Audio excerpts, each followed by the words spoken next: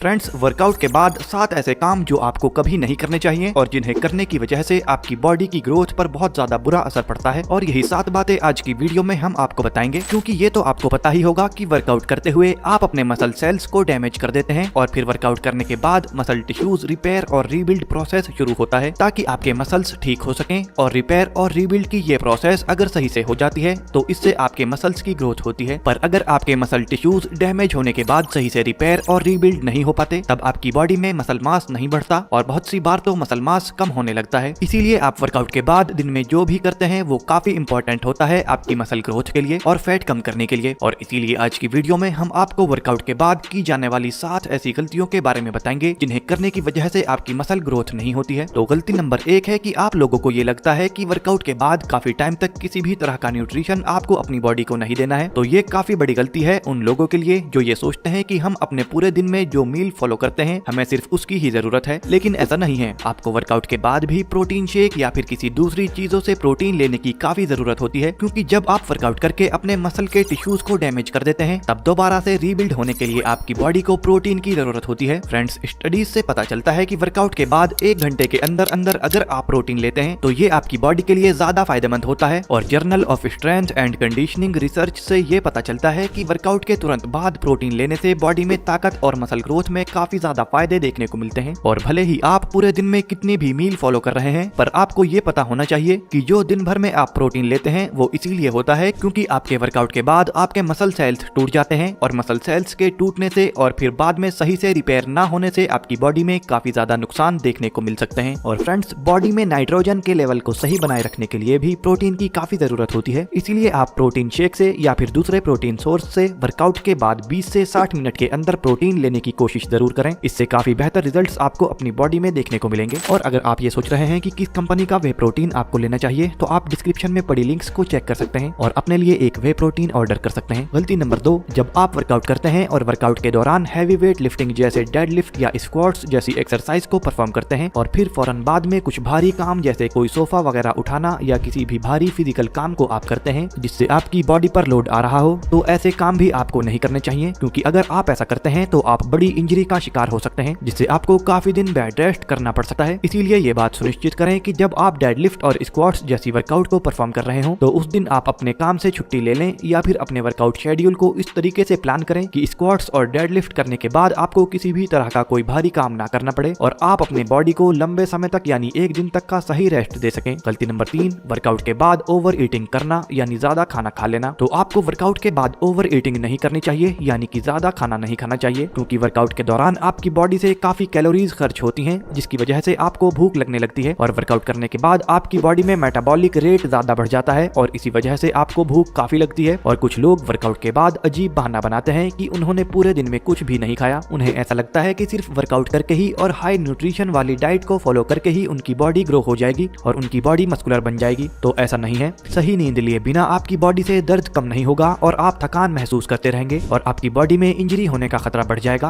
और आपके muscle tissues सही से रिकवर और रीबिल्ड भी नहीं होंगे। तो आपको ये पता होना काफी जरूरी है कि जब आप रात में सोते हैं तब आपकी ज्यादातर मसल्स की रिपेयरिंग होती है और मसल्स ग्रोथ होती है। और ऐसा जब होता है जब आपका शरीर हार्मोन छोड़ता है। एग्जाम्पल के लिए, अगर आप पूरी नींद अच्छे से सो रहे होते हैं तो ही ह्यूमन ग्रोथ हार्मोन यानी कि HGH हार्मोन ज्यादा मात्रा में आपके शरीर में डेवलप होते हैं, जो आपकी पूरी बॉडी में मसल्स को रिपेयर करते हैं और हेल्दी रहने में आपकी मदद करते हैं। और अगर आप सही मात्रा में नींद नहीं लेंगे तो आपकी बॉडी में HGH हार्मोन ज्यादा प्रोड्यूस नहीं होगा, जिससे कि आपकी मसल ग्रोथ ज्यादा अच्छे से नहीं होगी, क्योंकि जब आप सोते हैं तो मसल्स ग्लाइकोजन के अंदर जाता है। और इसके अलावा एक और वजह है कि प्रॉपर स्लीप नहीं लेने की वजह से वर्कआउट परफॉर्मेंस आपकी बेकार हो जाती है और आप कमजोर महसूस करने लगते हैं। और हमारे पास काफी स्टडीज भी हैं जो दिखाती हैं कि एक सही नींद नहीं लेने की वजह से आपकी बॉडी में टेस्टोस्टेरोन लेवल में कमी आ जाती है। एग्जाम्पल के लिए, एक रिसर्च से पता चलता है कि मेल बॉडी में सही नींद ना लेने की वजह से टेस्टोस्टेरोन लेवल में 60% तक कमी आ जाती है और ये कमी उनकी बॉडी में आती है है जो 8 घंटे के बजाय 4 घंटे की नींद ही लेते हैं। इसीलिए रात में 7 से 8 घंटे की नींद लेने की कोशिश आपको करनी चाहिए। ये फ्यूचर में ज्यादा हैवी वेट लिफ्टिंग वाली एक्सरसाइजेज में भी आपकी मदद करेगा। गलती नंबर 5 है वेट लिफ्टिंग एक्सरसाइजेज करने के एकदम बाद कार्डियो एक्सरसाइजेज करना, खासतौर से वो मसल पार्ट जिन्हें आपने अभी ट्रेन किया था और उन्हें दोबारा से कार्डियो में आप ट्रेन करने लग जाएं, तो ये भी काफी बड़ी गलती होती है। एग्जांपल के लिए लेग्स वर्कआउट करने के फौरन बाद ट्रेडमिल पर दौड़ना, क्योंकि एक स्टडी में 2 मेल ग्रुप्स को बांटा गया और इसमें पहले ग्रुप ने स्ट्रेंथ ट्रेनिंग करने के एकदम बाद कार्डियो एक्सरसाइज की थी और दूसरे ग्रुप ने स्ट्रेंथ ट्रेनिंग करने के 24 घंटे बाद कार्डियो एक्सरसाइज को परफॉर्म किया। और इस स्टडी के रिजल्ट में रिसर्चर्स ने देखा कि एनर्जी दोनों ग्रुप के लोगों में बराबर थी, लेकिन वो ग्रुप जिसने स्ट्रेंथ ट्रेनिंग करने के 24 घंटे बाद कार्डियो एक्सरसाइज परफॉर्म की थी, उन्होंने अपनी बॉडी में ज्यादा मसल ग्रोथ देखी और दूसरे ग्रुप की बॉडी में सिर्फ 5 से 12% ही मसल ग्रोथ देखी गई। इसके अलावा एक और स्टडी में साइंटिस्ट द्वारा ये देखा गया कि जो लोग स्ट्रेंथ ट्रेनिंग करने के फौरन बाद कार्डियो एक्सरसाइज परफॉर्म करते हैं, उनकी बॉडी में 39% तक मसल ग्रोथ में कमी देखी जाती है, क्योंकि ये दोनों चीजें एक दूसरे से बिल्कुल अलग हैं। कार्डियो और स्ट्रेंथ ट्रेनिंग दोनों ही आपकी बॉडी को बेहतर बनाने की कोशिश करती हैं, लेकिन दोनों का तरीका बिल्कुल अलग है। कार्डियो एक्सरसाइजेज भी सामान्य रूप से एमटोर के लेवल को बॉडी में कम करता है, जो कि बॉडी ग्रोथ के लिए एक इम्पोर्टेंट एंजाइम है, और ये एक साथ AMP के एंजाइम को बढ़ाता है, जो कि मसल की ग्रोथ को धीमा कर देता है। तो अगर आपका मेन गोल बॉडी में मसल्स ग्रोथ है, तो कोशिश करें कि स्ट्रेंथ ट्रेनिंग करने के बाद कार्डियो वर्कआउट आप ना करें, और अगर आप ऐसा नहीं कर सकते तो आप अपर बॉडी के लिए स्ट्रेंथ ट्रेनिंग कर सकते हैं और 15 से 20 मिनट बाद लोअर बॉडी के लिए कार्डियो एक्सरसाइजेज आप कर सकते हैं। गलती नंबर 6, वर्कआउट के बाद अल्कोहल का इस्तेमाल करना। अल्कोहल मसल ग्रोथ के लिए बिल्कुल भी ठीक नहीं है और अल्कोहल की वजह से शरीर में फैट परसेंटेज भी बढ़ जाता है, पर अल्कोहल का इस्तेमाल वर्कआउट के बाद सबसे बुरा होता है। एग्जाम्पल के लिए एक स्टडी में ये देखा गया कि कुछ लोगों ने वर्कआउट के बाद प्रोटीन को दूध के साथ लिया और कुछ लोगों ने प्रोटीन को अल्कोहल के साथ इस्तेमाल किया। तो जिन लोगों ने अल्कोहल के साथ इस्तेमाल किया था, उनकी बॉडी में प्रोटीन सिंथेसिस लेवल डाउन देखा गया, और कुछ स्टडीज में ये देखा गया कि अल्कोहल की वजह से मसल ग्रोथ और टेस्टोस्टेरोन लेवल पर भी बुरा असर पड़ा।